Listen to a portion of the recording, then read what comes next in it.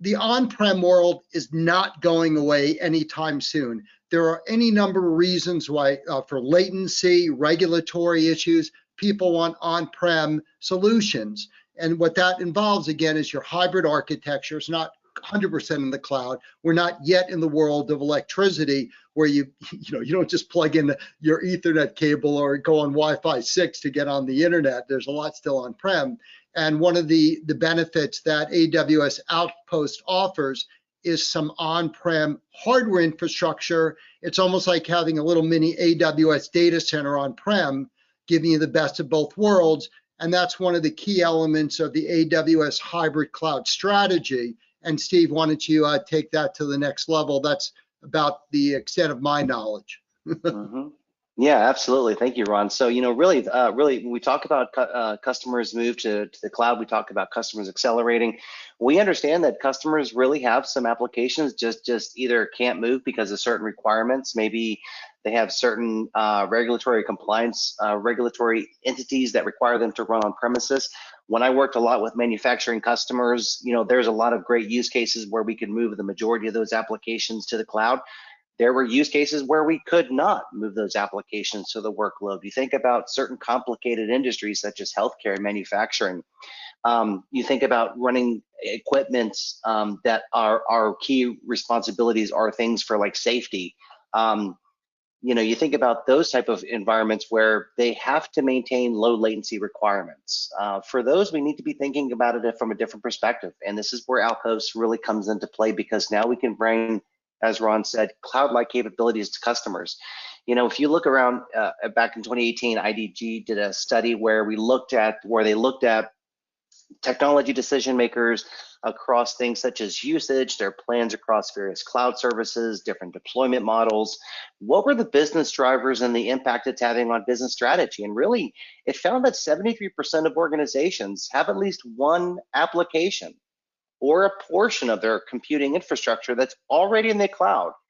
And then further, that study showed that about 17% of organizations plan to do so in the next 12 months. Those are some big numbers, but again, there's still some hesitation with certain applications because there are certain things that have latency sensitivity requirements here. So what's really causing the delay in the adopting that cloud model? What's up with the 17%? Let's take a little deep dive here. Well, again, we talk about customers kind of having complicated requirements. They have some hesitation. They have certain constraints, right? So you think about it from three perspectives.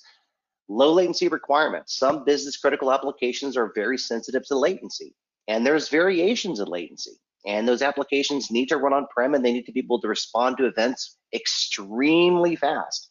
You talk about customers around manufacturing, and you talk about being able to move certain applications to the cloud.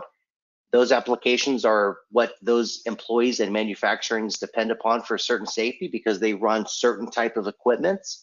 Customers get very hesitant about wanting to move those to the cloud because they have to operate with sub-second, millisecond, or they have to respond in milliseconds to ensure a smooth and predictable operations.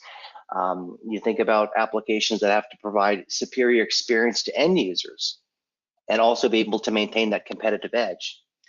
So when you think about adopting cloud, you think about being able to run compute and graphic storage intensive workloads on-prem. And this is going to probably run a little bit differently in the cloud, right? So the second thing is the local data processing and data integrity needs, right? This is kind of where we start talking about basically this key concept called the balkanization of data. And here's where we start talking about data that's generated by users and end devices, and that data integrity is a key concern in locations that are bandwidth constrained. So you talk about, well, we need to have data intensive workloads, but we also need to be able to collect and process terabytes of data per day. And the transmission of this large amount of data to the cloud is very wasteful and it's very expensive, because transmitting data or data streams over long distances, right? So you start getting into the laws of physics at that point, really provide us with a secondary challenge, because now the internet connection can also lead to packet loss, and that leads to data integrity problems as well too. So maybe if we take a look at looking at things where we start looking at a perspective of data locality, being able to respond in real time, and then be able to combine those with better control, such as analyzing backup, restoring from backup, or restoring that data, and then doing that all at the same time while maintaining that cloud-like capability, such as maybe looking at certain AI ML frameworks, or even doing some analytics in the cloud, maybe doing data visualization, turning those into insights, right? So those key use cases where customers want to be able to look at doing them in the cloud, but now they want to be able to do this on-prem presents secondary challenges here. And there's additional challenges, right? So I always like to talk about challenges before benefits. So certain IT challenges, right? So procurement of provision cycles are very complex, typically 6 months or more to when they get servers deployed. There's multiple vendors they have to procure, install, maintain, and do this all on premises. I remember back in the 90s, I worked for a company where we ran many different data centers. Okay, I'll tell you the name. It was Hewlett Packard. Before it was HP Compaq. I worked in the data centers back in the 90s where we had to rack and stack and install servers, right? So it's a very physically intensive process where you have to have facilities. You've got to have specialists. You've got to have HVAC. You have all of these people who have to maintain the physical infrastructure. And this is very complicated because they all have to kind of work in concert together to be able to get an application deployed, right? Then you think about the significant overhead of being able to patch and upgrade those on-premise infrastructures and be able to kind of maintain that complex, we call this the compatibility matrix, right? Across various different hardware, software components. And then also thinking about how do you eliminate the time about how you spend on the infrastructure. I'll say it again, life cycle, or I'll say this here, kind of this life cycle management process and eliminating this maintenance downtime. How do you accelerate the delivery of those IT services to improve that continuous delivery, right? And then there's also disaster recovery or developer challenges. We talk about being able to use different APIs and different tool sets to work so that way developers can build apps, right? Because developers want two things, right? They want speed of innovation. They want to be able to achieve velocity. And then doing this on-prem presents them a challenge because then now you start getting into application, data, and infrastructure silos. So once they build an application that runs on-prem, they want to be able to use those same API tools with a wide range of popular services and APIs that they could use in the cloud for those applications that run on-prem. So the reason why they want to be able to move to cloud is being able to achieve that speed and velocity, right? But then also from the business perspective, we also need to be looking at things such as inefficiency that results in a really poor IT experience because now we've got poor return on investment for those technology investments, which relates to slower business growth. And then really as a result, so from the business, on-prem environments really lag behind the cloud in pace of innovation. So how do you leverage those new technology innovations in a faster, better way to deploy services that really give the business the chance to have deeper business insights? How do you enable innovations on-prem to use certain and then tie those together, right? So these are all kind of the challenges that we work through.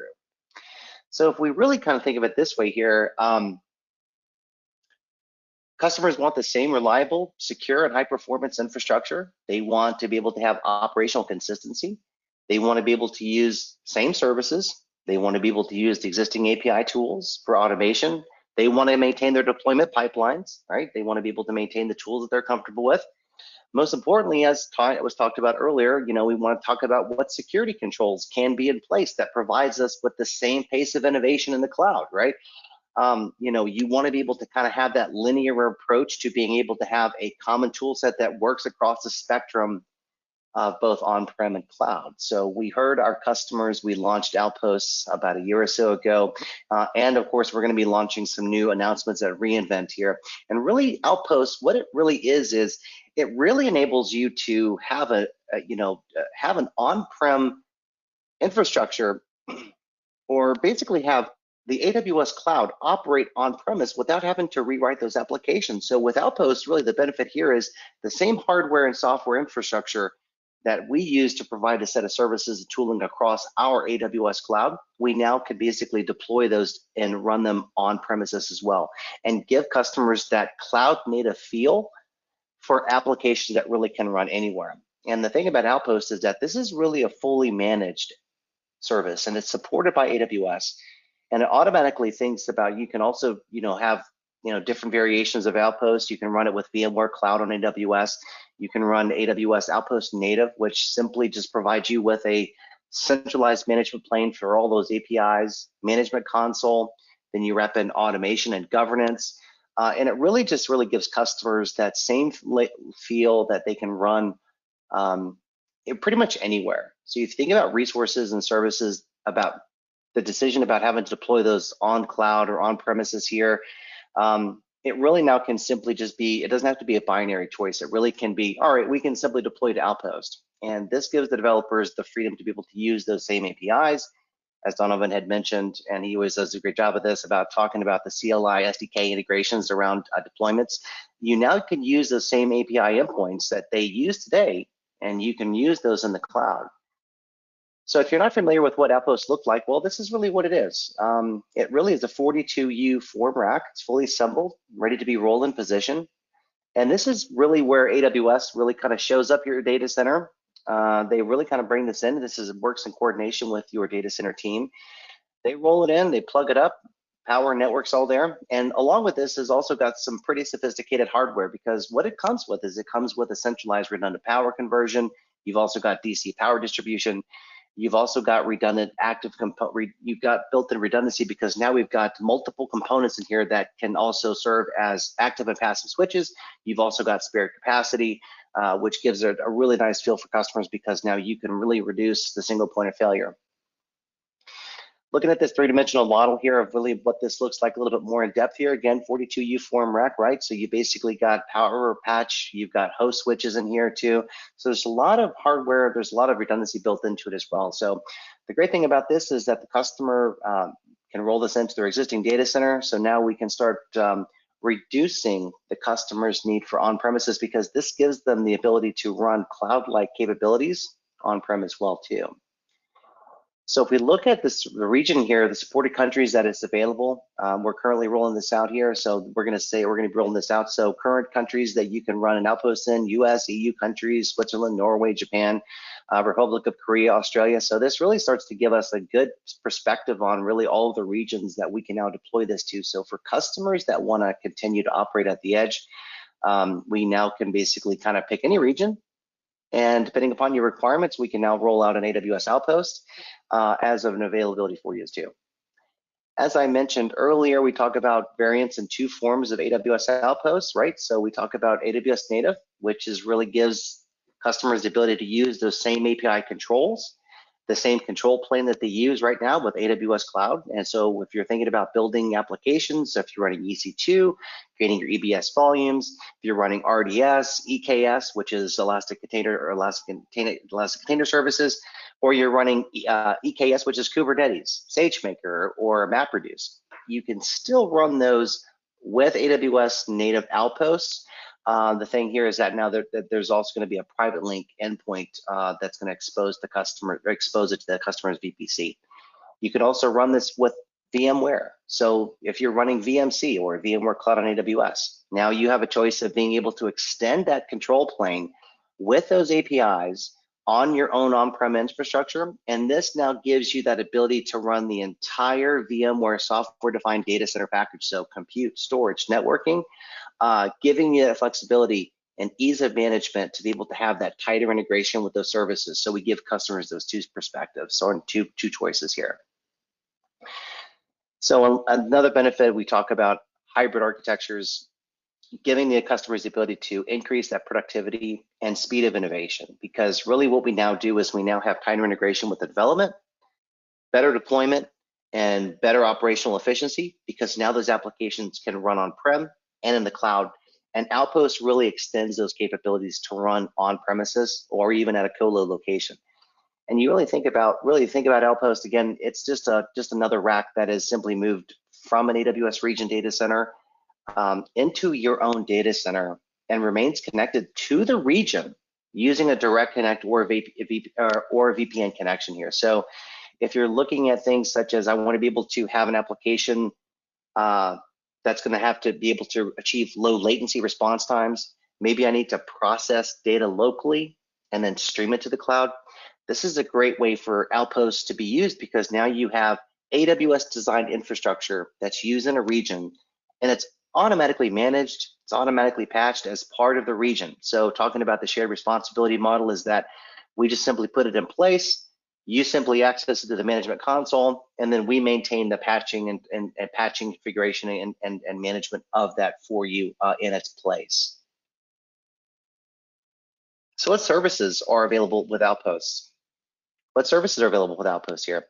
We talk about customers being able to have ease of use and the broad spectrum here, and really I'm not going to go through each one of these here, but really this provides customers with a catalog of options, and it really supports the latest Intel powered processors from EC2 with or without local storage. So if you think about using general purpose, so these could be instances that are basically going to be used for enterprise applications, gaming serving, game servers, or even if in fact if you've got caching fleets. Let's say, for example, you've got specific instances that are optimized for compute intensive workloads that need to deliver high performance at very low cost. So you think about high performance computing. Or let's say, for example, you work like most of my customers that worked with graphic intensive type of workloads where they're doing things with machine learning inferences. And these need to be very, very specialized because now that needs to be graphic intensive workloads. So these could be used for machine learning applications, like adding metadata to images, object detection, or this could be where you're working with things such as automated speech recognition or even language translation. So again, you start looking at the broad spectrum of offerings here that Outpost gives you, and there's definitely many more in here as well too, is that, if you think about what type of workload can I run in Outpost? Well, many of the same workloads that you can run in the cloud can run in Outpost, and they can run locally. And the benefit here is that customers can now still continue to run things like containers. They can run this either with ECS, which is Elastic Container Service, which is our native service offering. They can run this with EKS, which is our offering of Kubernetes. They can still continue to run those clusters for containers. Or if they're thinking about using EMR for big data, you can run Elastic MapReduce. Customers are asking continually a lot for being able to run databases locally. You can run RDS locally on their AWS Outpost.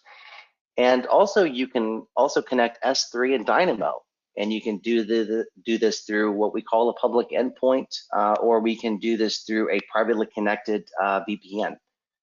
So if you're looking for things like AI ML frameworks such as SageMaker to run these on premises and leverage the latest CPU and GPU innovations, you can really now start to get this tight integration of running these locally versus having to make the choice of, well, we got this workload, it's going to run better if we run this on-prem, but then the hardware that we're going to have to make in the investment to do this is going to be very, very high. So that's when we talk about that return on investment is very, very poor. This is where we now can simplify that because now we can now use AWS Cloud on premises.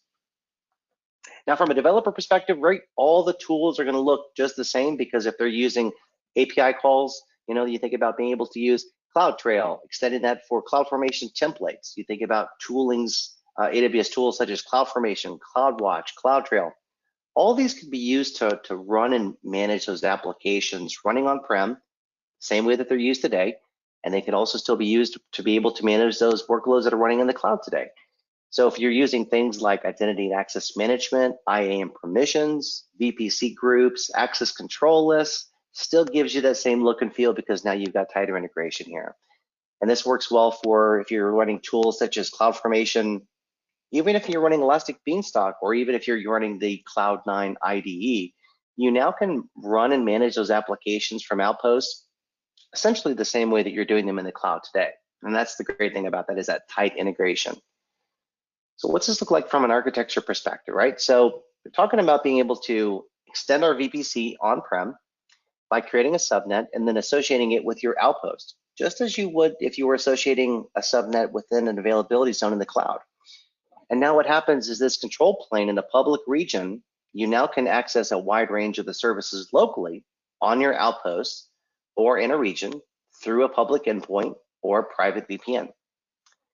So if we have another instance here where we talk about being able to have that integration where we say, hey, I have an instance in Outpost, I need to be able to talk through to an instance using the VPC, and now I can use a private address. And maybe I want to use a private address because I want to be able to use an interface endpoint powered by Private Link that allows me to access things such as DynamoDB and S3 in the private VPC environment but then they can also use that for regional public endpoints, as I basically shown here as well too.